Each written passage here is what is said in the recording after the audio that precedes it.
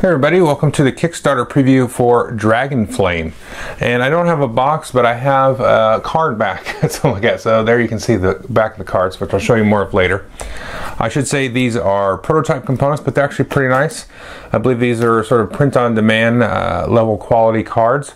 Now, what is DragonFlame? Well, it's a game from 2 to 5 players, and it plays in about 30 to 45 minutes, maybe a little bit more with 5 players.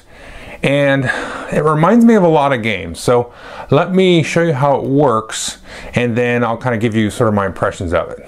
Now here you can see all the components that you're going to get in the game. Again, this is not final necessarily in regards to artwork and pieces, but it looks like it's pretty close. So the first thing to note is players are going to get cubes in their player color. Again, I don't know if these will be cubes in the final version, but these are basically like little fire tokens that you're going to be placing out here on these little village spots to burn down the villages. And so this is going to be randomly set up differently every game. You've got double-sided cards here, so you've got sort of a little wilderness area there on the back of that, and then a village on here. Now these two are double-sided both as wilderness. You're always going to have one wilderness, one here in the center, and then the rest of these are randomly dealt out. And so this other one here might be in a different sort of blocking area, depending on which game you're playing. So I'll explain that a little bit more in a minute. And then we also have these banner and castle cards. So on one side you can see a banner, and the other side you can see a castle. And depending on the number of players, you may or may not use certain of these. So these green ones here, these are only in a 2-player game. And then these cards here are going to be coming from this main deck of card. You can see that I've moved out all of these because these are for 5 or more players. So what I'm going to do is set up a little 3-player game and kind of give you that as an example. All right, so we've got a little bit of a setup here. Now what we've done to start the game is we've dealt out a player 1, a player 2, and a player 3 banner randomly to the yellow, white, and green player. For now, we've set aside the number 4 banner off to the side for the blue banners. Now you're always going to do the number of players plus 1. So in a 4-player game, you'd have a 1, 2, 3, and 4 with the 5 off to the side. Next, what we've done is take the red banners here, flip them over to their castle side. So we've got the 1, 2, 3, and 4. We set these out like so. And these castles are going to be where players are going to be playing their cards. So everybody's going to get a hand of 3 cards. In a 2-player game, you get a hand of 4 cards. And these are all kinds of different things. These are going to be ways that you score points. You may have different effects and things. So you start with a hand of 3 of these, and then you're going to take turns playing them at the different castles. Now there's 2 rules that you have to consider when playing cards. First of all, if we take a look at this castle here, this can only have 2 cards played at it. Now this number 2 castle can have 3 cards played at it, and the 3 and 4 cards can have as many cards played at it as you like. And then you're also going to look at your banner individually. So if I was the yellow player here, the number 1 player, the 1 signifies that I'm going to be playing first this round, and then all 3 of my cards are actually going to be played face up. So I'm going to keep track of which cards I've played, and as I play all 3 of these, let's say that we had played those through several turns, are all going to be face up. Move over to the number 3 player. His first card is face up, but the 2nd and 3rd card are actually going to be played face down. So folks won't have any idea what those are necessarily. And then again, the number 2 player, first 2 face up, last one face down. So after you've got some cards put out here, I'll just kind of do this a little bit randomly. So there's the 3 player 1 cards. Again, you play in order. Player 1 does a card, then 2, then 3. But I'll just set some out here. And like this. So that one already has 2 cards at it, so there's no more room. And we'll do another one there. So there's all the face down cards there. Whoops, I think I played one too many cards.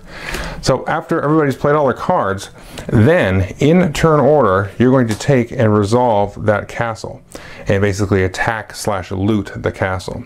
So let's say player 1 wants to take this castle here. He'll take this, he'll throw out his banner up here, and then keep this one in front of him, and he'll turn that over. So what this means is that they're going to go 3rd next turn. So that's a little bit of why you have less cards here, because you're getting to go first the next turn. So if you took this castle, you'd get the 2 cards in there, not as many as the other cards, but you get to go first next turn. So you're going to take these cards that were at the castle, keep them in front of you and possibly resolve some different abilities. Like this one here is the DragonFlame. So I'll explain all that in a minute.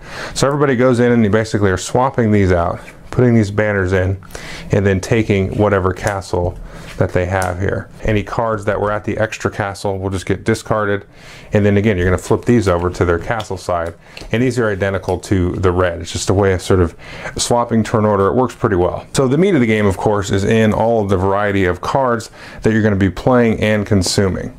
So let's go through what all the different card effects are. So the first type of card here is this DragonFlame, and you can see here we have one with a value of 2, and then we have another one here with a value of 3.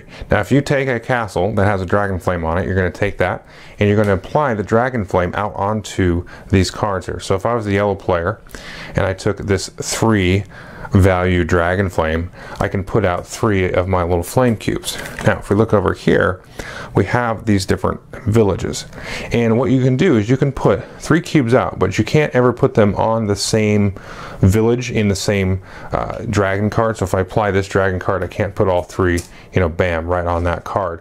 I have to take and burn villages either in a straight horizontal line or a vertical line, so sort of like I'm flying over the village and burning them. So I might go and do like this.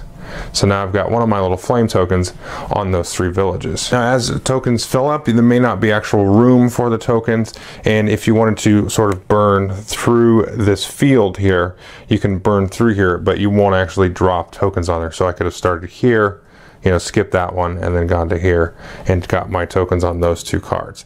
Now if we zoom in here, you can see whoever has the most tokens on here is going to get 9 points, then 5, and then 2 points at the end of the game. And so depending on the size of the village, they're going to be worth more points. They may fill up quicker if they're smaller, so there's some gamesmanship here in terms of, well, let me get in early on some of these larger villages to kind of, you know, put my stamp on it and maybe keep other players to shy away from it, or maybe get a quick one. The next type of card that you can get is a statue. Now these are interesting because the first statue of a type that you get is going to be worth 5 points. So if I get this lion here, I'm going to get that as 5 points. And then let's say I got this Marsden here, that's 5 points. But as soon as I get another identical statue, then all of the statues of that type are going to be worth 0. So you only want to have ever one of a certain type. So that's very interesting. So you can start to see just by the way that the statues work, you may put a statue in a spot with a good DragonFlame card if you know I already have one of these statues there, and I'm like, well, do I take this and zero out my statue points? Is the DragonFlame worth that? So that starts to create interesting decisions that way. Next we here have the chests, and they're different colored chests as well. So we look at this one here, you can see it's got a little star. And what that means is for each chest of the same color, you're going to basically square that number. So if you have 3 of the same, you're going to get 9 points. If you get 4 of the same, you'll have 16 points, and so on. And at the end of the game, you're going to pick one color of chest, and you'll get positive points for those chests, but negative 1 point for every other chest of a different color. So if this were my configuration at the end of the game, I'd get 9, but then -1 because I had this other chest that didn't match there. So again, you're trying to get just one, but not anything else. And then here we have some examples of jewelry, a tiara, a diamond ring, another diamond ring. These are just the straight up points, nothing too funky with these, just straightforward points. Now relics are when we start to get a little bit more interesting here. You can see these aren't worth any points, but they have different special abilities here. So this one says each round you can look at the hidden cards in one castle after all cards have been placed. That's a very, very nice one to get. Again, some players are going to be playing cards face down.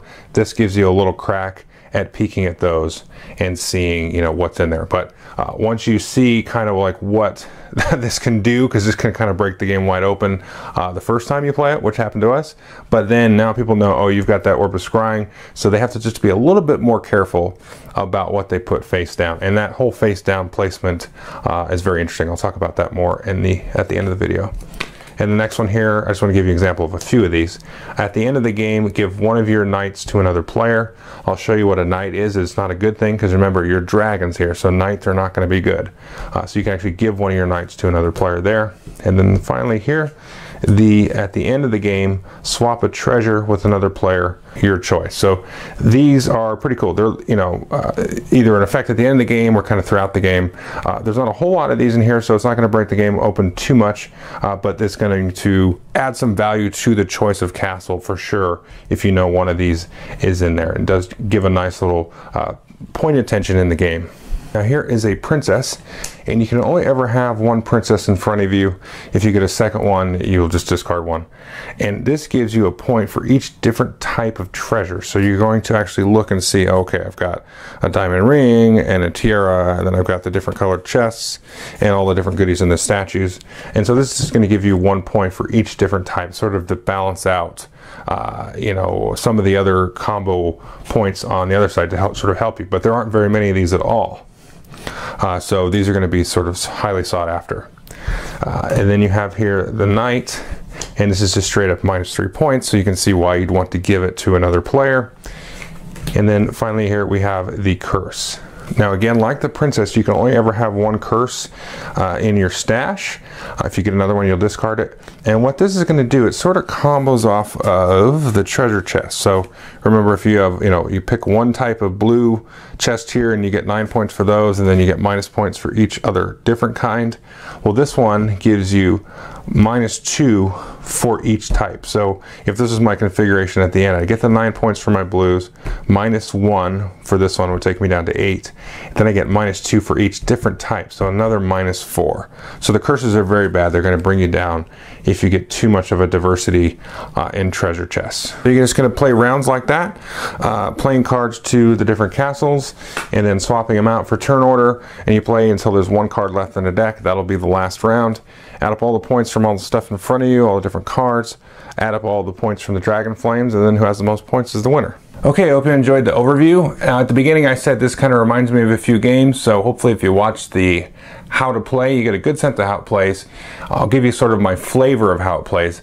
It really reminds me of kind of like a Biblios style game and a Raw style game. So if you haven't played those, the part that really gets at the essence of those games for me is you kind of are seeding bad choices for all the players and trying to set up good choices for yourself.